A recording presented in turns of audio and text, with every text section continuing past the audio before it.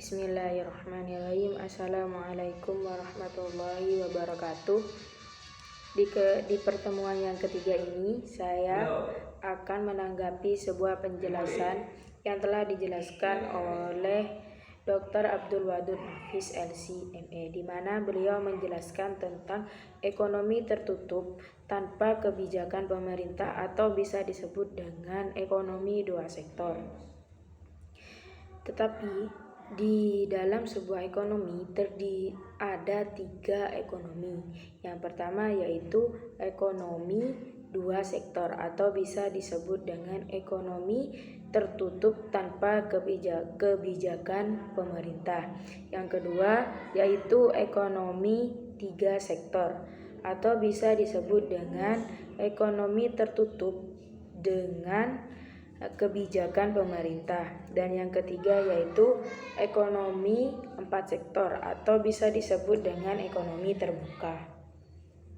Di pertemuan ini kita akan menjelaskan sebuah ekonomi dua sektor atau bisa disebut dengan ekonomi tertutup tanpa kebijakan pemerintah.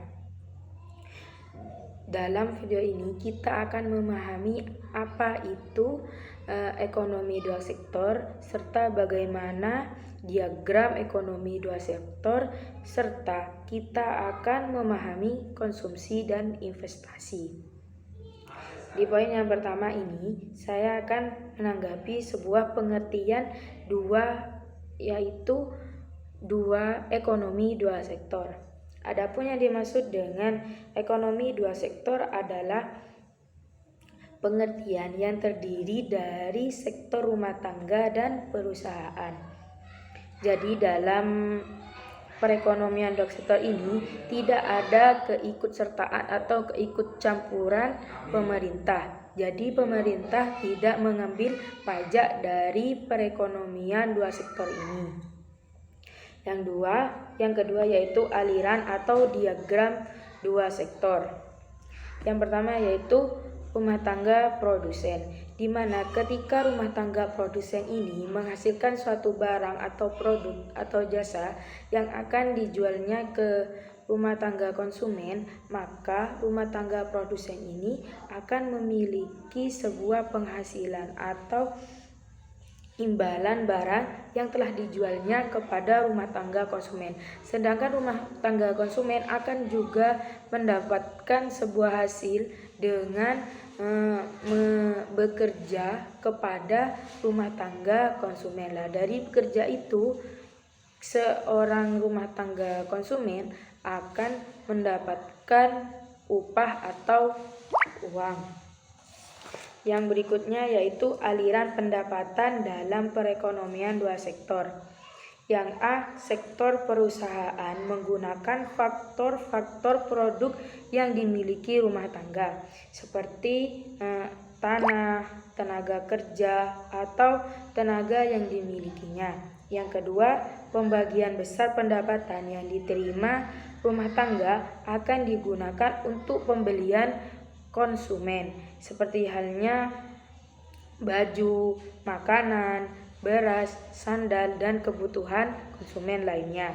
Yang ketiga yaitu sisa dari pendapatan rumah tangga yang tidak digunakan akan ditabungkannya. Maksudnya ketika seorang konsumen menjual tanah seharga 1 miliar, sedangkan yang diperlukannya oleh seorang seumpamanya ada orang menjual tanah seharga 10 juta, akan tetapi dalam pembiaya konsumennya dibutuhkan hanya 1 juta, maka sisa dari 10 juta tersebut yaitu kan 9 juta lah.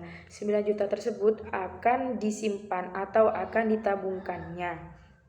Yang keempat yaitu pengusaha yang ingin melakukan investasi akan meminjam tabungan rumah tangga. Jadi dua faktor antara rumah tangga produksi dan rumah tangga konsumen ini akan saling berkaitan atau saling membutuhkan.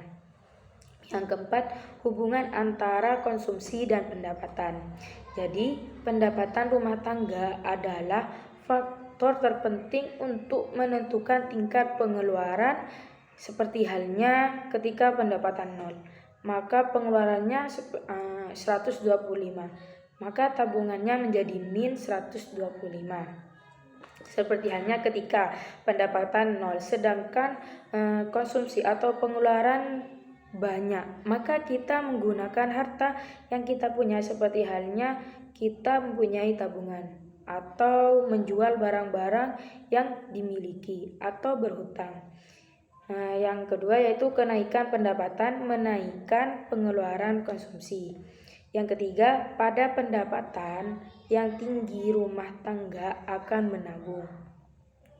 Jadi, dan ketika mulai keseimbangan antara pendapatan dan pengeluaran, maka sisa dari penghasilannya itu akan ditabungkan. Terus selanjutnya yaitu kecondongan mengkonsumsi. Yang pertama, kecondongan mengkonsumsi marginal atau bisa disebut dengan MPC. Jadi MPC ini merupakan perbandingan antara pertambangan konsumen atau AC dengan pertambangan income atau AYD dan yang diperoleh. Jadi rumusnya bisa dikatakan seperti MPC sama dengan AC per YD.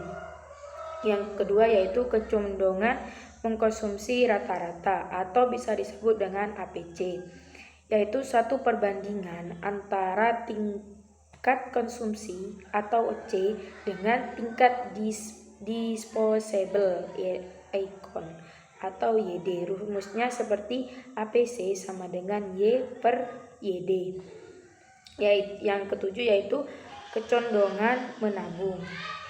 Jadi kecondongan menabung ini memiliki dua jenis. Yang pertama yaitu kecondongan menabung marginal atau MPS, yaitu merupakan kecondongan menabung marginal ini merupakan perbandingan antara pertambangan tabungan atau S dengan pertambangan disposable income atau AYD. Jadi bisa dikatakan rumusnya itu seperti MPS sama dengan S per YD. Yang kedua yaitu kecondongan menabung rata-rata atau bisa dikatakan APS, merupakan penunjukan antara tabungan atau S dengan pendapatan disposable atau bisa dikatakan YD. Jadi rumusnya seperti APS sama dengan Y per YD. Yang kedelapan yaitu fungsi konsumsi dan fungsi tabungan. Di sini akan menjelaskan apa itu fungsi konsumsi dan apa itu fungsi tabungan. Yang pertama yaitu fungsi konsumsi, yaitu suatu fungsi yang menggambarkan sifat hubungan antara tingkat konsumsi dengan pendapatan nasional. Rumusnya seperti C sama dengan A ditambah BY atau C sama dengan A ditambah BYD, di mana A merupakan konsumsi rumah tangga saat pendapatan nasional sama dengan 0, sedangkan B merupakan MPC. Yang kedua yaitu pengertian tentang fungsi tabungan. Fungsi tabungan yaitu suatu fungsi yang menunjukkan suatu hubungan antara tingkat tabungan rumah tangga dalam perekonomian dengan pendapatan nasional. Rumusnya seperti sama dengan S sama dengan min A ditambah buka kurung 1 min B tutup kurung dikali Y. S sama dengan min A ditambah buka kurung 1 dikurangi B tutup kurung YD. Dan yang kedua, di sini saya akan menanggapi sebuah penjelasan tentang investasi dan fungsi investasi. Yang pertama, pengertian investasi. Jadi investasi bisa dikatakan sebagai penanaman modal dan juga dapat diartikan sebagai pengeluaran atau pembelanjaan penanaman penanaman modal atau perusahaan untuk membeli barang-barang modal atau perlengkapan produksi. Jadi intinya pengeluaran suatu perusahaan dalam rangka mengembangkan perusahaannya, baik itu membayar sumber daya manusia, membayar peralatan dalam perusahaan. Yang berikutnya yaitu investasi itu meliputi atau digunakan untuk yang pertama yaitu pembelian barang modal, yaitu seperti perlengkapan alat-alat perusahaan seperti halnya mesin seperti itu. Yang kedua yaitu penggantian barang-barang modal yang telah didepresiasikan. Yang dimaksud dengan depresiasikan ini yaitu mengganti barang yang telah rusak atau mengganti barang yang telah lama, seperti mesin yang telah rusak diganti dengan mesin yang baru. Yang ketiga yaitu pengeluaran untuk membangun kantor pabrik dan seperti tempat perusahaan dan lain-lain. Yang keempat yaitu pertambahan stok barang yang belum terjual. Jadi investasi itu terdiri dari dua, yaitu investasi bruto dan investasi neto. Di mana investasi bruto yaitu jumlah dari gedung, mesin-mesin, stok barang yang tidak atau belum terjual. Sedangkan yang dimaksud dengan investasi neto yaitu didapatkan dari investasi bruto yang dikurangi dengan depresiasi. Yang berikutnya yaitu faktor penentuan investasi ada 6. Yang pertama yaitu tingkat keuntungan yang diramalkan atau yang diduganya akan diperoleh. Yang kedua, suku bangsa. Yang ketiga, ramalan mengenai keadaan ekonomi. Yang keempat, kemajuan teknologi. Yang kelima, tingkat pendapatan nasional dan perubahan. Yang keenam yaitu keuntungan yang diperoleh perusahaan-perusahaan. Nah, yang kedua yaitu fungsi investasi. Jadi investasi itu memiliki fungsi. Nah, di sini akan dijelaskan apa itu fungsi investasi. Jadi, fungsi investasi yaitu menunjukkan hubungan antara tingkat investasi dengan tingkat pendapatan. Jadi fungsi investasi itu menunjukkan hubungan antara tingkat investasi dan tingkat pendapatan nasional. Nah, fungsi investasi itu memiliki dua bagian. Yang pertama fungsi investasi ekonomi, di mana fungsi investasi ekonomi di sini tidak terpengaruh dengan hasil pendapatan. Jadi dalam fungsi investasi ekonomi ini tidak terpengaruh dari hasil pendapatan.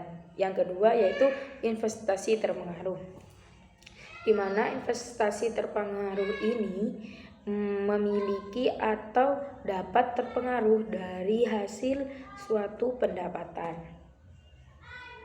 Berikutnya yaitu keseimbangan perekonomian negara dalam perekonomian dua sektor. Bagaimana? Kan dalam perekonomian itu ada ketidakseimbangan dan ada keseimbangan. Jadi dalam perekonomian dua sektor, keseimbangan perekonomian negara tercapai apabila memenuhi dua syarat atau dua kemukaan. Yang pertama yaitu apabila pendapatan nasional sama dengan konsumsi dan investasi. Jadi dikatakan seimbang apabila sebuah pendapatan nasional itu sama dengan konsumsi dan sama dengan investasi. Nah, rumusnya itu seperti halnya Y sama dengan C ditambah 1. Yang kedua, investasi sama dengan tabungan. Jadi, perekonomian suatu negara bisa tercapai apabila keseimbangan antara investasi sama dengan tabungan atau I sama dengan S. Contohnya seperti di I atau di investasi, nilainya itu 120. Lah, nanti di tabungan itu nilainya harus 120, maka hasilnya itu bisa seimbang. Dari sini kita bisa mengetahui apa itu investasi, apa itu perekonomian dua sektor. Jadi di di video ini atau di tanggapan ini dijelaskan sebuah perekonomian dua sektor atau perekonomian tertutup tanpa kebijakan pemerintah. Sekian dari video ini atau dari tanggapan saya, kurang lebihnya saya mohon maaf. Wassalamualaikum warahmatullahi wabarakatuh.